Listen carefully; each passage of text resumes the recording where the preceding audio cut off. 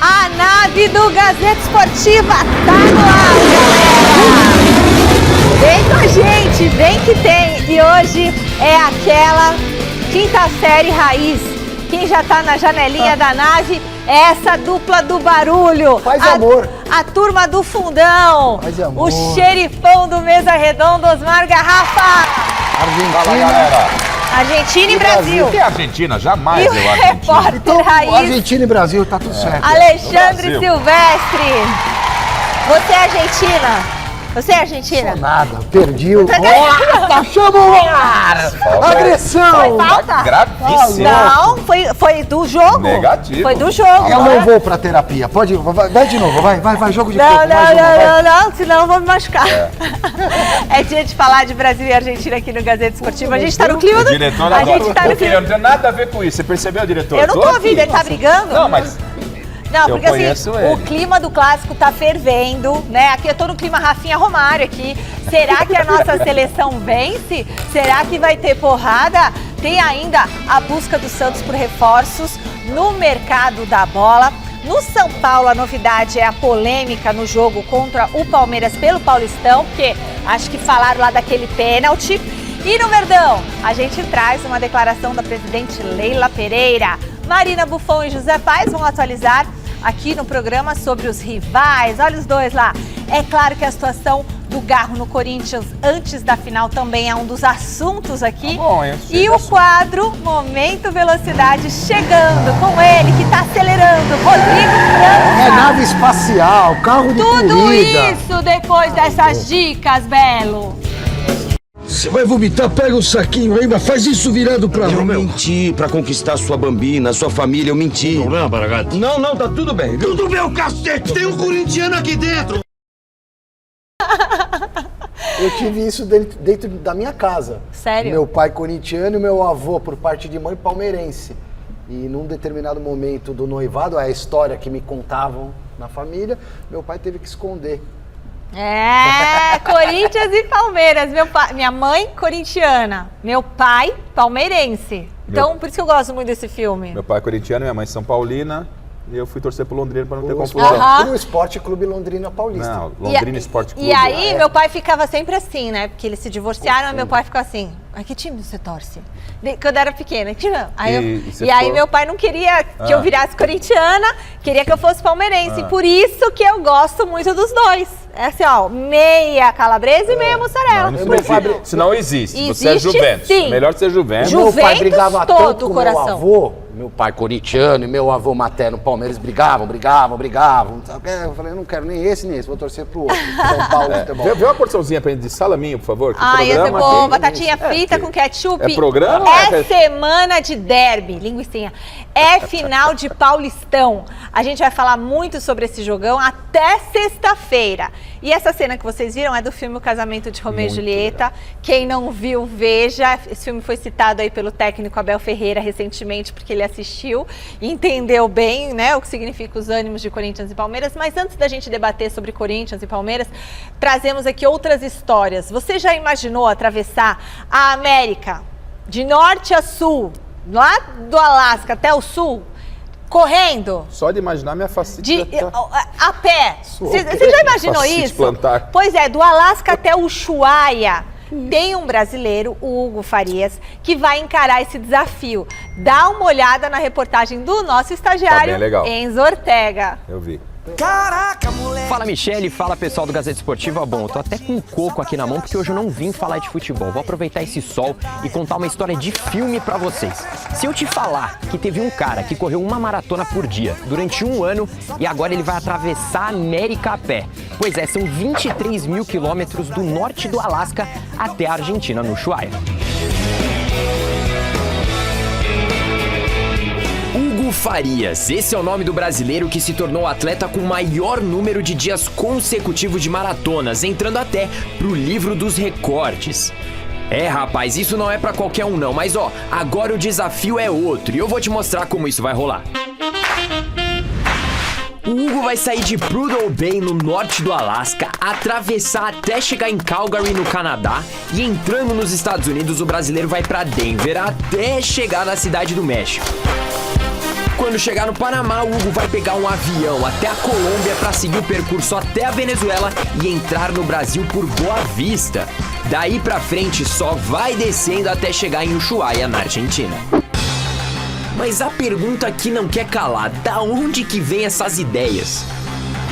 Essa ideia só surgiu depois que eu assisti um documentário chamado 14 Picos, que conta a história de um nepalês que escalou as 14 maiores montanhas do mundo acima de 8.000 metros em menos de 7 meses.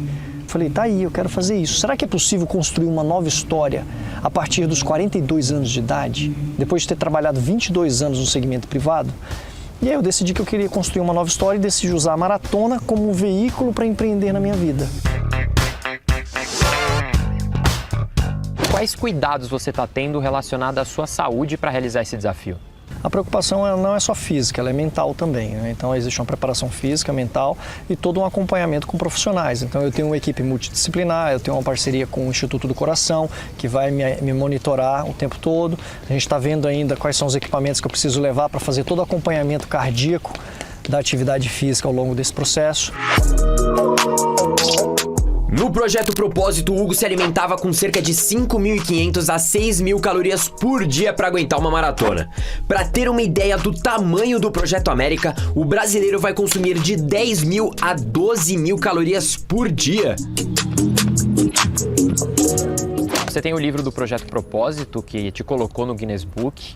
O Projeto Américas, ele também vale um novo livro?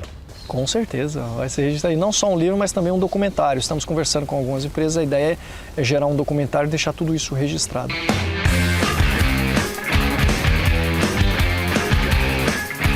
E o Hugo não vai enfrentar tudo isso sozinho não. Além de um motorhome como ponto de apoio durante os 23.000 quilômetros, o brasileiro ainda vai contar com uma equipe de 12 pessoas, staff, assessoria de imprensa e toda a turma que vai percorrer o trajeto com ele, que seria o time de filmagem do documentário e o motorista que possa ser um fisioterapeuta. Agora, e a família? Como deve ter sido para o maratonista vender essa ideia para a esposa e para os filhos? Tento mostrar para eles, é uma ausência temporária, óbvio que eles ficam preocupados, mas o projeto anterior mostrou, né, os nossos medos, eles nem sempre são do tamanho que a gente pensa que eles são. Além, é claro, dos 23.000 quilômetros, qual a maior dificuldade que você enxerga? Tem algum desafio específico que você está preocupado? No trajeto, todos existem riscos associados em cada localidade. A maior preocupação que eu tenho no momento é conseguir viabilizar isso financeiramente, porque é um projeto caro. Para a gente finalizar, se você pudesse deixar um recado para as pessoas que acham que são incapazes de realizar os próprios sonhos, qual recado você deixaria? Olha, acredita no teu sonho, independente de quão louco, quão maluco seja o teu sonho, ou grandioso. A gente tem uma força que a gente desconhece. E uma das coisas que eu aprendi ao longo do Projeto Propósito é que o ser humano foi feito para estar em movimento. Se hoje você não tem o hábito de praticar atividade física, reveja isso. E não tenha medo de assumir riscos, não tenha medo de descobrir a tua nova versão, e eu acredito que a atividade física proporciona isso.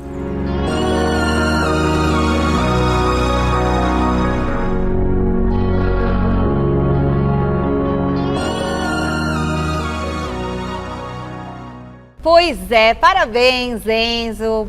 Puxa, muito legal. Parabéns, Ed, nosso editor aqui, equipe. E que coragem de fazer esse trajeto, hein? É o esporte, né? Eu admiro muito esses aventureiros esportivos. Ele vai com uma equipe, né? Mas assim, os caras desafiam a geografia, o clima, os próprios a distância, os próprios limites. Eu tive uma oportunidade, não de... Olha lá, atleta, agora lá vai. Mas de ele foi entrevistador. Melhor que o Cafu. Calma, não. Pronto. Não. Tênis e futebol, tudo bem, eu jogo bem. Não tem nada a ver com isso aí. Pronto, o novo João. Mas eu, no começo de carreira na Rádio Eldorado, que hoje é Estadão, a gente acompanhava as aventuras do Amir Klink. Putz. Velejador incrível. E eu tive uma vez num plantão qualquer da madrugada. Foi entrevistar ele. Ele entrou em contato com a gente via rádio e botamos o Amir no ar na madrugada. É demais assim. Isso, né? Ele tava travado num gelo qualquer do continente antártico. E ele a querendo família sair toda. E você atrapalhando no Polo Sul. E a gente fez uma conexão e ele falou, os tubarões estão batendo aqui no casco e tal. Atrapalhando, né? Como você faz comigo sempre. Gente, mas muito legal. Bom, hoje tem Brasil e Argentina. É 9h, no Estádio Monumental de Nunes. Bora ver qual que deve ser a escalação do técnico Dorival Júnior? Bento no gol, Wesley, Marquinhos, Murilo e Guilherme Arana, André, Joelinton e Rafinha, Vini Júnior, Rodrigo, Matheus Cunha. E é isso, pessoal. O que você achou, Garrafa e Silver? Argentina favorita, né? Sem grande novidade. Dorival promove alterações na equipe, algumas forçadas e 2 por opção. A principal delas, a entrada do Wesley pelo lado direito. E você pegar uma Argentina que há muito tempo já está entrosada, há muito tempo já tem uma estrutura de jogo, mesmo sem o Lionel Messi, jogando lá no Monumental de Nunes, a Argentina é favorita. E principalmente pelo desempenho do futebol brasileiro. E você pode fazer uma avaliação do jogo e a hora que você quiser a gente vai discutir essa história aí do Rafinha. Na verdade é um jogo que vale pela rivalidade, porque essas eliminatórias são uma piada. De 10 seleções classificam 6 diretas, a 7ª vai para a repescagem. O Brasil poderia ter perdido para a Colômbia, que estaria em 6º, com uma grande margem de segurança para o 7º colocado. Então, para mim, já está tudo definido nessas eliminatórias. Esses 6 primeiros, contando Brasil, Argentina, Uruguai, os outros que estão nas 6 primeiras posições vão avançar para o Mundial e a briga fica entre os 4 últimos por uma vaga na repescagem. Se eu fosse o Dorival Júnior, eu sairia da mesmice e colocaria Endrick para jogar, Estevão para jogar, colocaria gente nova, sangue novo, novas possibilidades. Eu colocaria esses jovens na seleção brasileira, mas hoje é um jogo diferente. Corinthians e Palmeiras. Por isso mesmo. Corinthians e Palmeiras é um jogo diferente de qualquer outro. Palmeiras e Corinthians também. E Brasil e Argentina também. Hoje, você... Não vale nada esse jogo de hoje. Dá para arriscar. Muito. Brasil dá para arriscar. Dá para arriscar. Silvestre, você vai arriscar contra a Argentina, você vai tomar um amasso lá, pelo amor de Deus.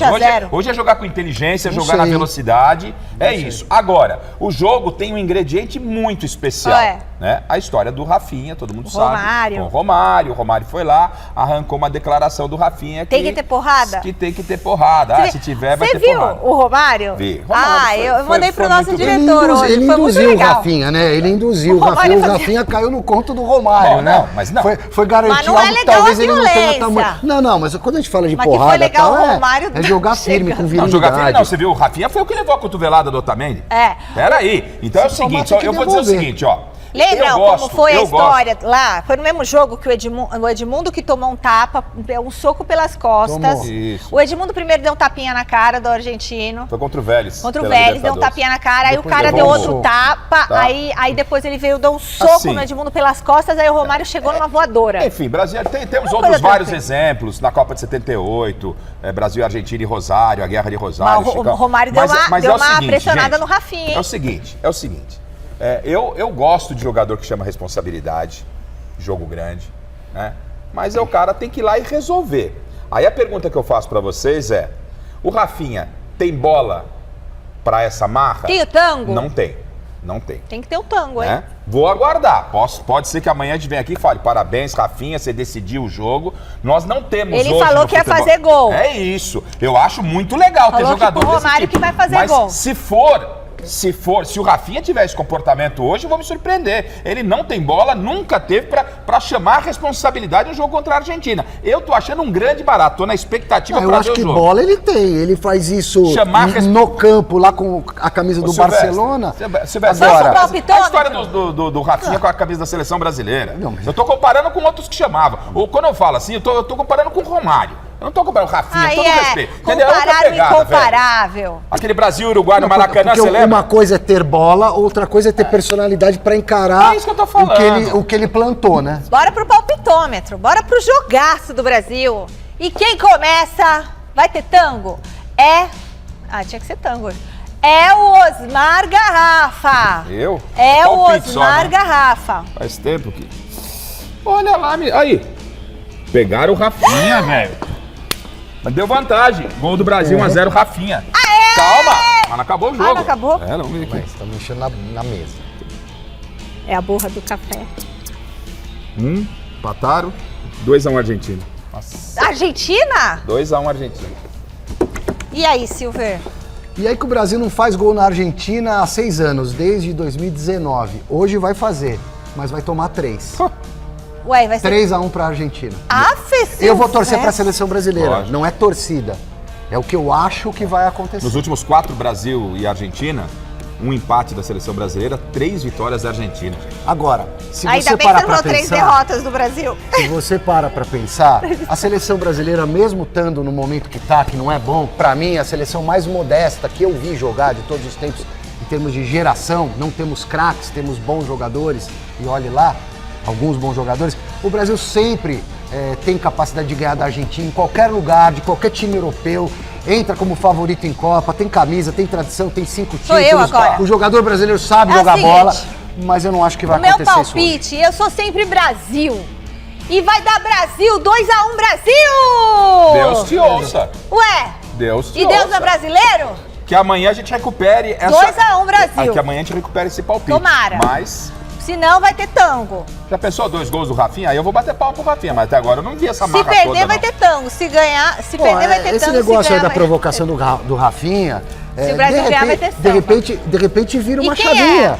Vai Quem vai que dar ele resolve. Acabou o palpite? O Brasil ganha na bola, na porrada, não sei o que, a seleção volta de lá. Primeira de tanque pegada cheio. do Rafinha na bola, O vão futebol, levar ele lá na... Mas o futebol tem Ezeiza. cliques, Calma, o futebol tem calma. cliques. Às vezes as coisas mudam da noite pro dia, aí vão. A primeira Tomara. pegada no Rafinha vai ser daquele jeito que você quer.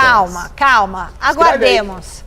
O Santos está de olho no mercado da bola e quem vai contar tudo pra gente é o Salazar. Boa noite. Quem o Peixe está querendo contratar?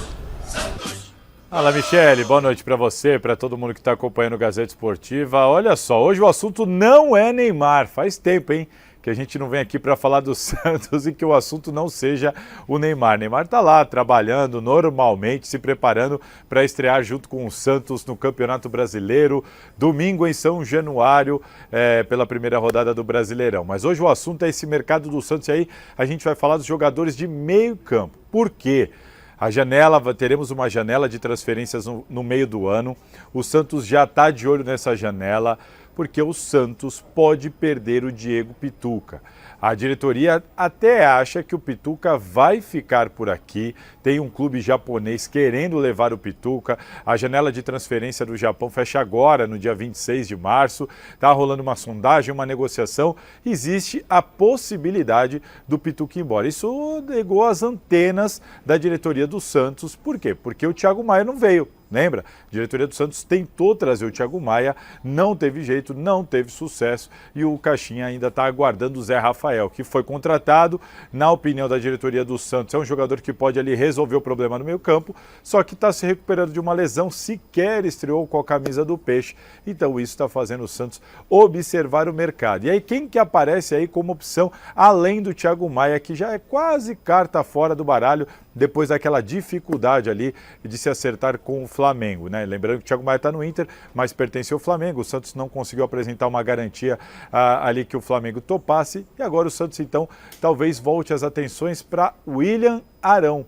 William Arão, o Santos sondou, conversou com o William Arão lá no início da temporada, acabou não dando certo, tudo mais, a história esfriou, mas o William Arão, que tem contrato com o Panathinaikos da Grécia só até o meio do ano, está muito interessado em voltar para o Brasil. Então o Santos, nessa possível necessidade de compor o meio de campo, com o Zé Rafael voltando de lesão, com o Thiago Maia numa situação muito complicada para trazer, o Santos está olhando com bons olhos para o William Arão. Talvez seja um reforço do Peixe aí para o meio da temporada. Enquanto isso, o Caixinha vai ter que trabalhar aí com o Pituca, que ele não é muito fã, na esperança do Zé Rafael voltar e, quem sabe, não perder mais ninguém para não sofrer com ausência nesse setor do campo tão importante. Então é isso, Michele.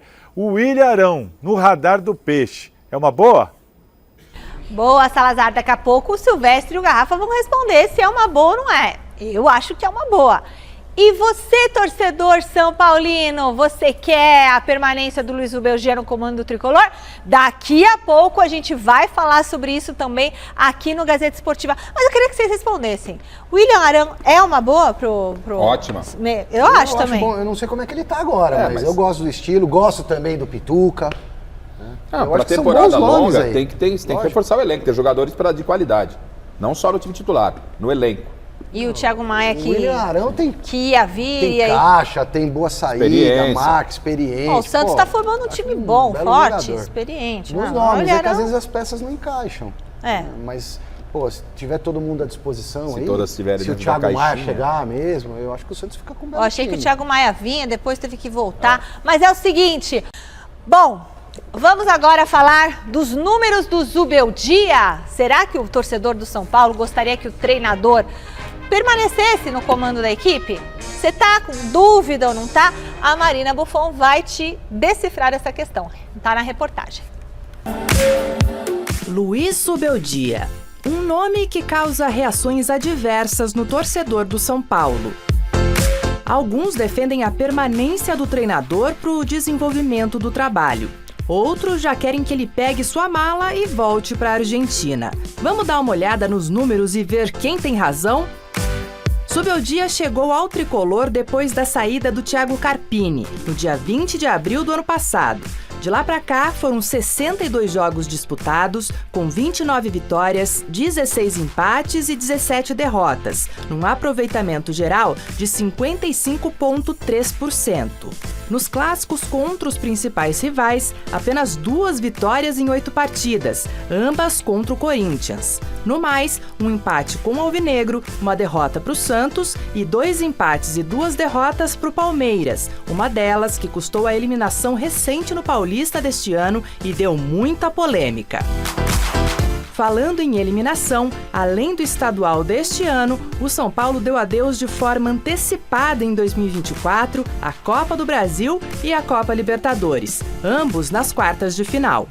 Para além dos números, tem torcedor que está incomodado com a falta de evolução dentro de campo. Se bem que o Zubeldia parece ter encontrado a formação ideal com os 3 zagueiros. Além disso, tem torcedor que está reclamando também da falta de utilização da base dos garotos de Cotia. O contrato do técnico Luiz Zubeldia vai até o final deste ano, final de 2025. E aí, vai aguentar até lá? Vai cair antes? Será que ele vai ter vínculo renovado? Essas questões eu deixo para vocês responderem por aí.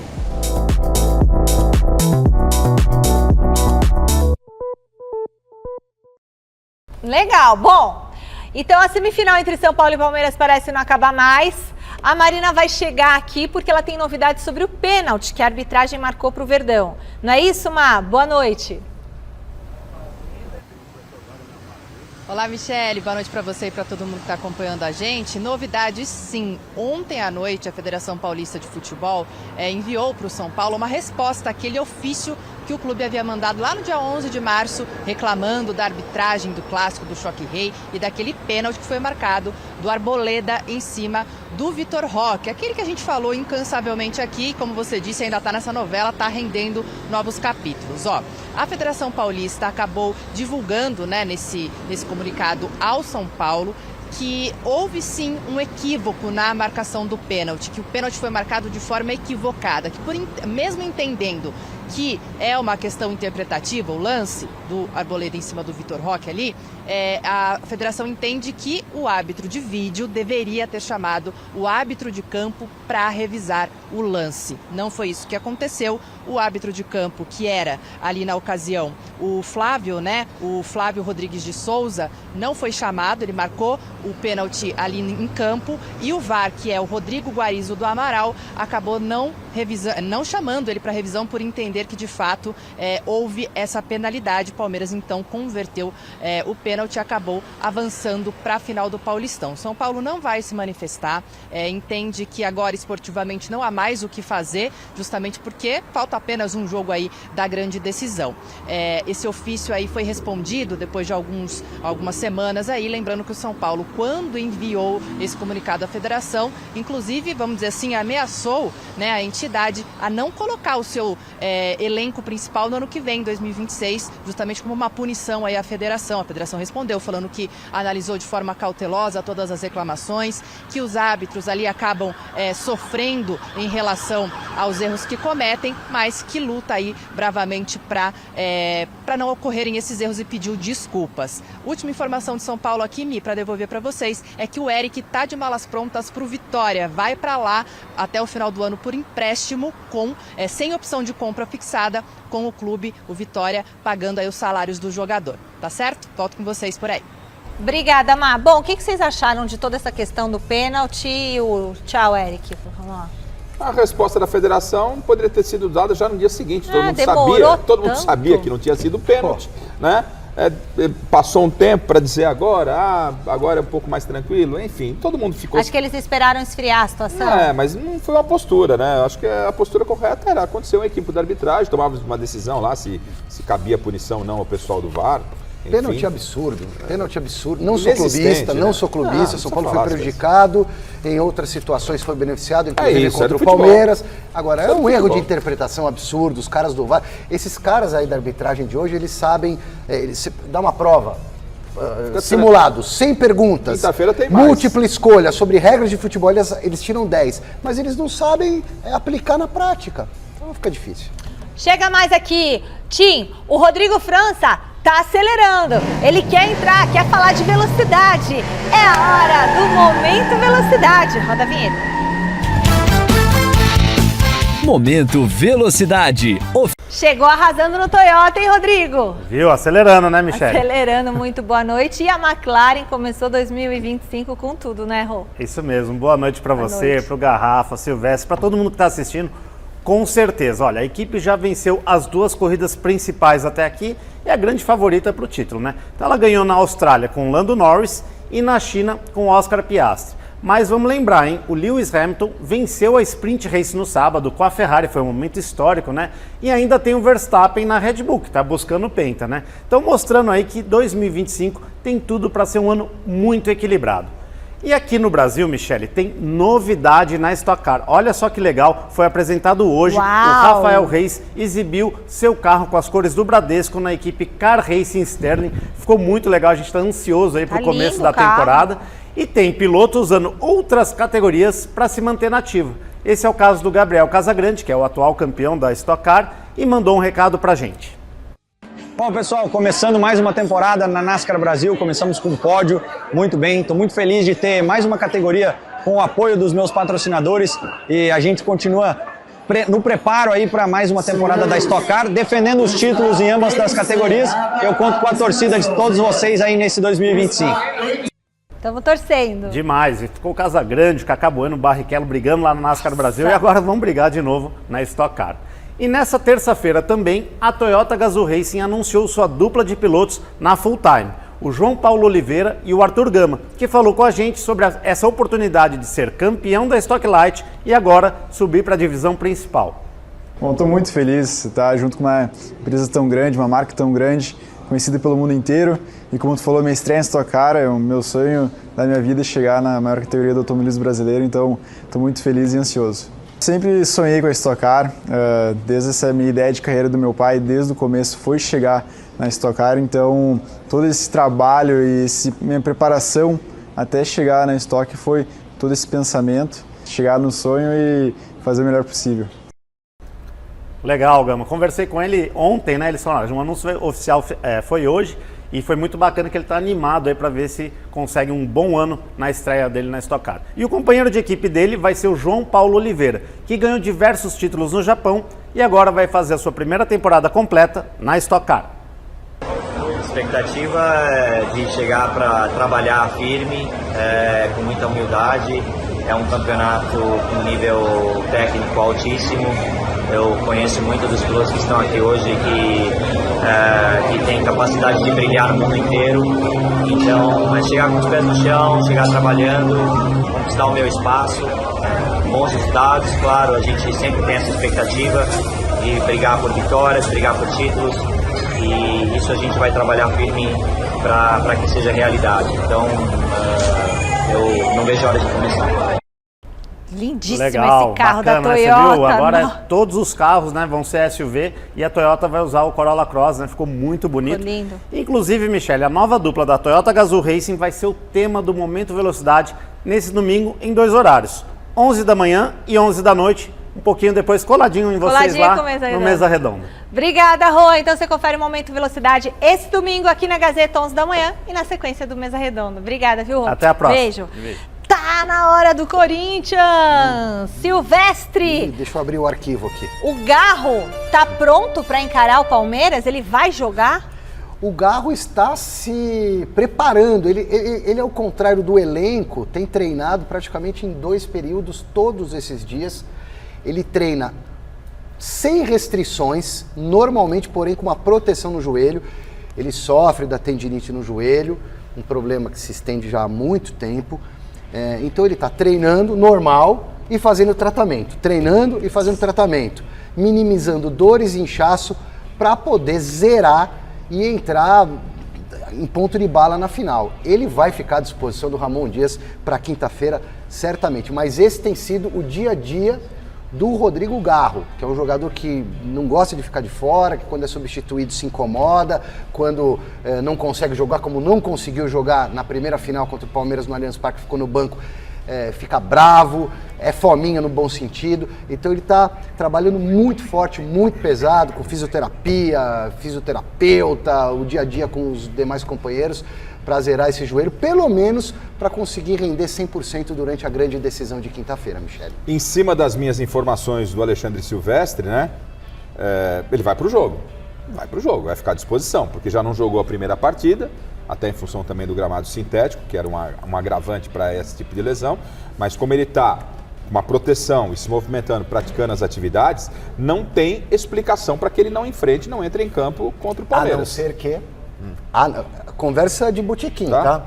Alguns torcedores já cogitaram isso comigo. Pô, Silvestre, você não acha que tinha que manter o time do jogo de ida sem o Garro, porque o Romero entrou, taticamente ajudou a fechar um lado, o Corinthians se espalhou melhor no campo para bloquear o Palmeiras. Não, eu não tô dizendo que é o que eu acho que o Garro tá bem, tá 50%, afinal tem que jogar o Garro. Se tratando do Ramon Dias, eu não duvido de Mas nada. taticamente existem pessoas que imaginam uma possibilidade. O Corinthians vai jogar em casa, tem que jogar o jogo. Né? Claro, você tem uma vantagem de um empate, mas é uma vantagem mínima. Se o Corinthians entrar no barulho de administrar essa vantagem, acredito que isso não vai acontecer, nem que venha uma ordem do banco, os jogadores do Corinthians não vão ficar querendo dormir no barulho de segurar o Palmeiras numa vantagem de 1-0 desde o início, jogando em casa com o apoio da sua torcida. Claro, vai tomar sua precaução, quem tem que se expor mais é o Palmeiras, tá tudo certo, mas o Corinthians tem que jogar, coisa que não fez em termos ofensivos, porque o Corinthians, a ele interessava, no ponto de vista dele, um empate para decidir em casa e veio a vitória. O Corinthians não deu um chute a gol no primeiro tempo.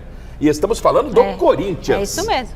Do Corinthians. Não estou falando com todo respeito, do CAC lá de Cambé. Vamos imaginar, para citar, cometer injustiça com ninguém.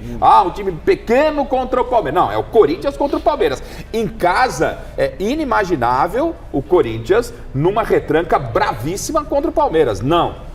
Vai jogar na velocidade, vai jogar na inteligência. Ele é o cérebro do time. Ele é o cérebro do time. Abrir mão do Garro com condição mínima seria uma loucura. E eu, Garrafa, Michele, amigos, amigas, inimigos, simpatizantes, eu sou sempre a favor de colocar os melhores jogadores. Claro, é uma teoria aqui, às vezes você tem que adaptar.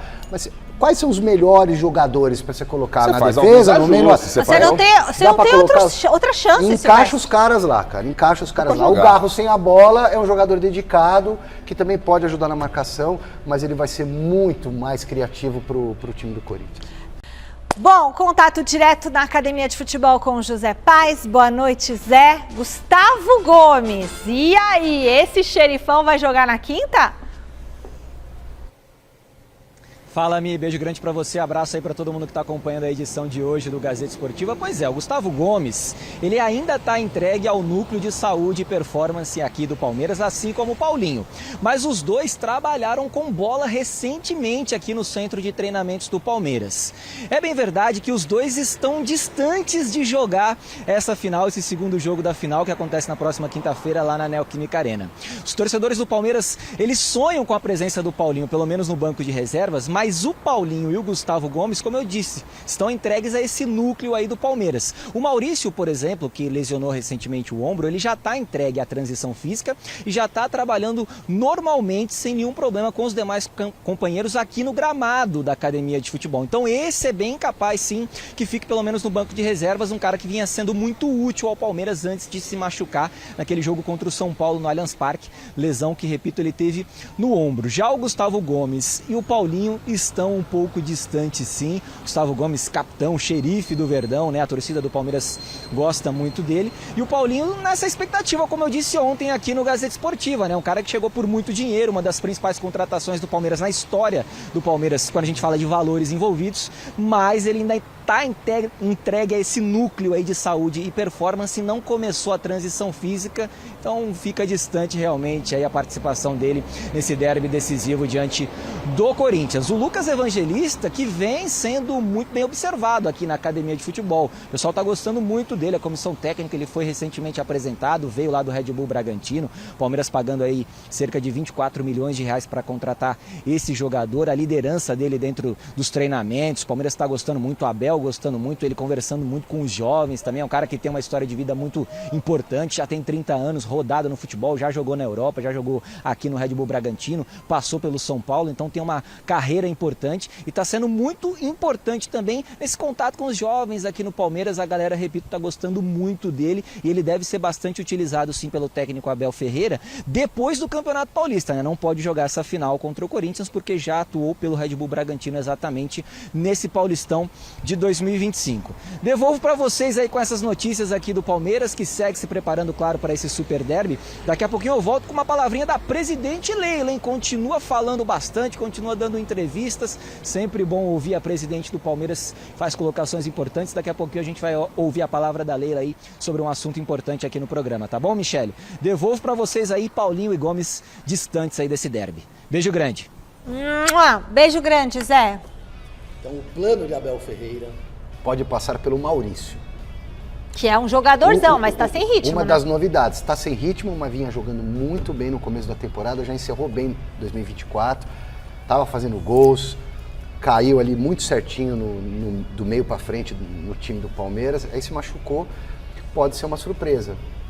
O Abel que deve jogar com o Mike pela direita, pode aprontar algum sistema tático diferente, alguma coisa o português vai tentar tirar da cartola, Garrafa. E precisa, né? Porque o Corinthians tem uma vantagem, não é uma vantagem enorme, mas em caso de um gol do Corinthians, por isso que eu falo que o Corinthians tem que jogar o jogo. Um gol do Corinthians complica demais a vida do Palmeiras. É uma partida com muitos ingredientes. E nessa partida, na mesma situação do Garro, vale para os jogadores do Palmeiras.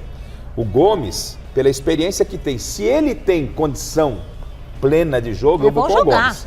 Eu vou com o Gomes em relação ao Mikael. Vai fazer falta. Esse é jogo pra ele. O pessoal falando na parte da torcida do Palmeiras, não, o Gomes não tá no... É o Gomes, é o Gomes. É decisão, ele sabe o que é um Corinthians e Palmeiras. Se eu tenho o Gomes, vai a 70%, 80%, para mim joga Gomes. O Maurício, eu tô com o Silvestre, se ele tiver condição, vai realmente começar jogando pelo bom momento, precisa saber o quanto ele aguenta, talvez se ele não aguenta 90 minutos, espere para começar. E sobre o Paulinho, como é decisão de campeonato, eu não poria. se você tem condição mínima, Michele, se ele pode jogar 20 minutos, eu ponho no banco. Se 20 minutos, coloco no banco. Coloca a bundinha no eu banco. Também. Faltando 10 minutos lá, precisou, arrisca, joga ele aos leões. Vocês começariam com ele? Não. Também não.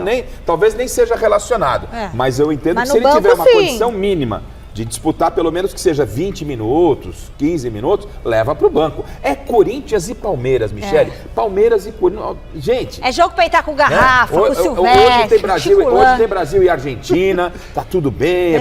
Mas não adianta, quinta-feira o bicho pega. Vamos ver. Quinta-feira. É quinta-feira. Estarei lá, hein?